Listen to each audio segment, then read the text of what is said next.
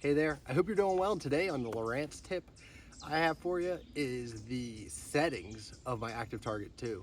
This is for the new 25.1 update, so if you've done this update or you haven't yet, but you definitely need to, it really makes your picture way better.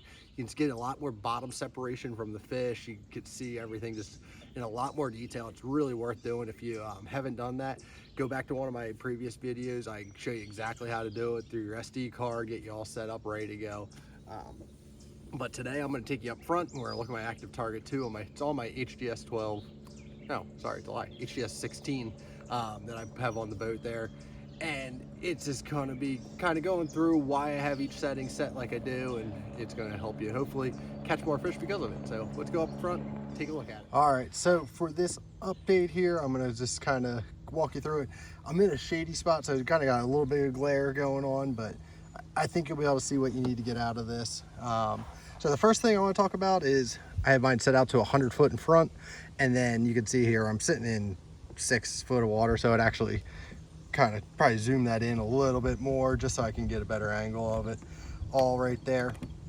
But what we're going to do is try to keep that at 100 foot out. That's what I like to do for most of my scoping. If I'm doing some open water stuff, I'll either go way far out or way far in, just to kind of adjust some things to see a little better. But 100's typically a good starting point. So we're gonna go menu.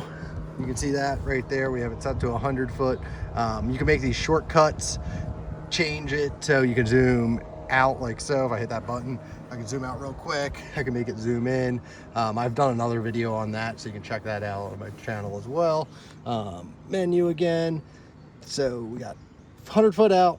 We have it set on forward. Then we got contrast. So the contrast is one of those things that we're going to bump up and down. I like to run mine depending on where I'm at, so we can see it. It starts to wash out there. We get that real bright high 80s where I was running mine before. But if you get in that low 80s, you can start to see, it's starting to get too dark there for my liking. So that's why I keep bumping it back. And it's usually 82, 83. It seems like I've been running on consistently. I've been very happy with that. Hit back. Noise rejection. So I have this set to low. This was something I ran a lot of times on off on my previous, the previous update, and it seemed to be better. But now with noise rejection, I have it on low. I'll show you the differences. So we have it noise rejection on high. See how it cleans up a lot of stuff, but it makes it really dark, and you actually lose a lot of detail. I'm turning the trolling motor here now so we can look around. That's a stump out here. But if we turn it to medium, you get a little bit more detail. You can see that bottom a little bit better. If we turn it to low, we get a lot of that bottom.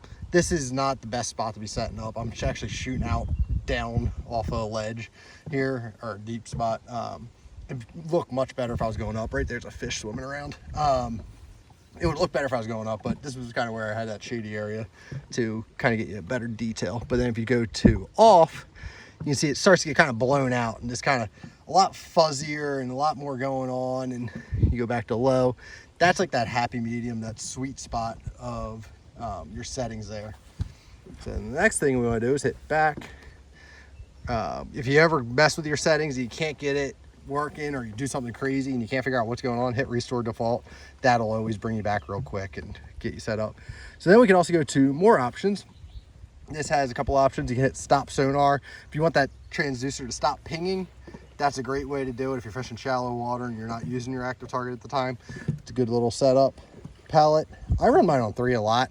I have played with this a little bit. You can run through different colors. They got all sorts of them like that.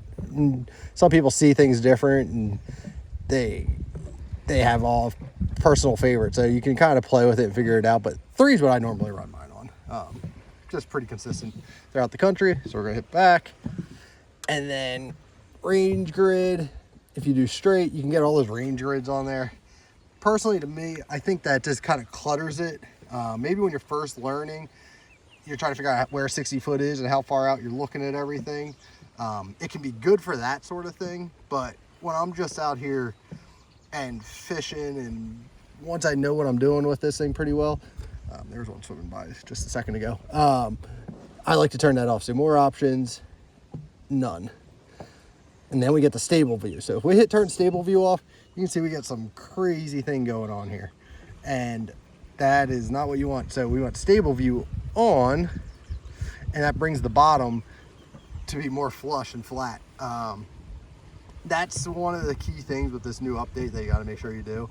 And you're also going to have to do one more thing with the sonar setup, which I will show you here in a second after we go through the rest of these settings from the more options. Mode icon, I turn that off. You can turn this on if you want your little boat showing kind of where it's aiming. It's not always the most accurate. It just depends, but I tend to have that off. I want the least amount on that screen as I can get, so I'm seeing the most detail. I'm gonna try to turn this here just a hair, see if I can get this a little bit cleaner looking. I know that the sun is kind of peeking over on me. We're starting to get those clouds in the background and the glare. So let's just continue on here real quick. Go more options again. It has a record video option. If you do that, or if you have an SD card in here, I have mine covered up just to keep the water out, just in case when it rains real hard, you don't want any issues. But that is something that's pretty cool. You can actually do this and we can go through it all. I do that sometimes with some of my video in the past. It eliminates the glare issue, but here I like to talk about it and point on it all at the same time with my finger, so it's just easier for shooting videos. Sorry if the quality's not quite as good, but then let's go back to the more options. We're gonna go to that stable view again. So see, stable view off, stable view on. So then we're gonna hit pages, hit this little settings app here, sonar, and you're gonna go active target installation. So here you can see some different information about it, and the angle offset. I have mine right now +6 because I'm trying to see my top water. I can see my top water at the top there when I'm twitching it. If you go to the normal setting, which is 0, you can actually see that, oops, to 0, did that work? I might have hit a button when I wasn't looking.